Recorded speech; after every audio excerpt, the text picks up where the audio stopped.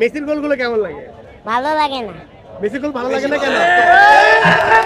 Messi খেলতে পারে না। মেসিটা সবকিছু ইজি করে দেওয়া হয়, সবকিছু সেটআপ, আর রোনালদোর যা আছে সবকিছু অর্জন করে নেওয়া। রোনালদোকে সমালোচনা করলে রোনালদো এভাবেই ফিরে আসে এবং আনবিলিভেবল, আউটস্ট্যান্ডিং। কোন দল সাপোর্ট করো? রোনালদো রোনালদো কোন দলের? পর্তুগাল দলে। হ্যাঁ, পর্তুগাল দলে। পর্তুগাল দলের। রোনালদোকে কেন ভালো লাগে? ও অনেক ভালো খেলতে পারে। ভালো খেলে। এই আজকে যে গোল করছে কেমন লাগছে?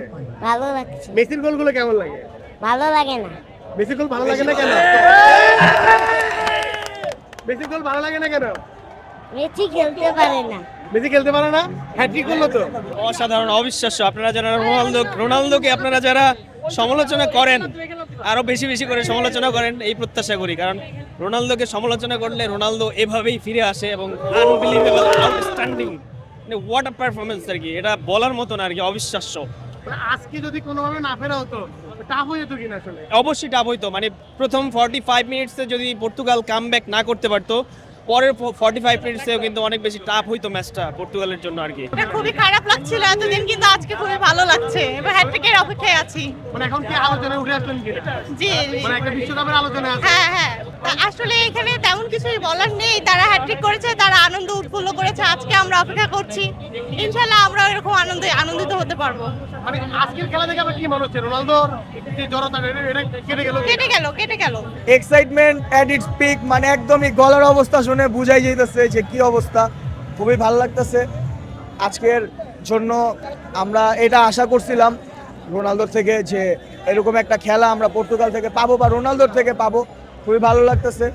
ইনশাল্লাহ এখন হাফ টাইম হলো, বাকি হাফ টাইম এখনো বাকি। আমরা আশাবাদী আরো গোল হবে, রোনালদোর হ্যাট্রিক হবে সবচেয়ে বড় কথা, যেটা এটা সবচেয়ে বড় আশাবাদী আমরা। প্রথম দিন ম্যাচ দেখার পরে দ্বিতীয় আজকে ম্যাচের প্রতি খুব একটা ভরসা ছিল না বললেই চলে আমাদের, যারা আমরা পর্তুগাল ফ্যান আছি তাদের জন্য। কারণ প্রথম দিন খেলাটা একবারেই মানে খুবই বাজে গেছে, তো এরপরে আশাটা না থাকাই স্বাভাবিক। তারপরও আমাদের উত্তেজনা কিন্তু কমেনি। আমরা আসছি এখানে, সবাই খেলা দেখছি।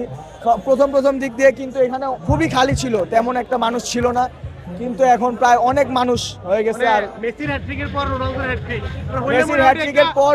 মেসির হ্যাট্রিকের পর রোনালদোর হ্যাট্রিক, এটা আসলে আমরা মানে এটা কল্পনা করা যায়। আবার কিছু এবার রোনালদোর পারফরমেন্সের পরে আমরা এটা এক্সপেক্ট করি নাই যে আজকে হ্যাট্রিকের এরকম অ্যাটেন্ড হবে।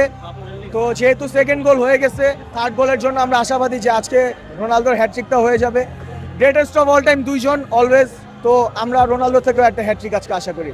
তো আলহামদুলিল্লাহ রোনালদো গোল করছে, টানা ছয়টা ওয়ার্ল্ড কাপে টানা গোল করছে, যে রেকর্ড মেসিও করতে পারে নাই, এটা রোনালদো করছে।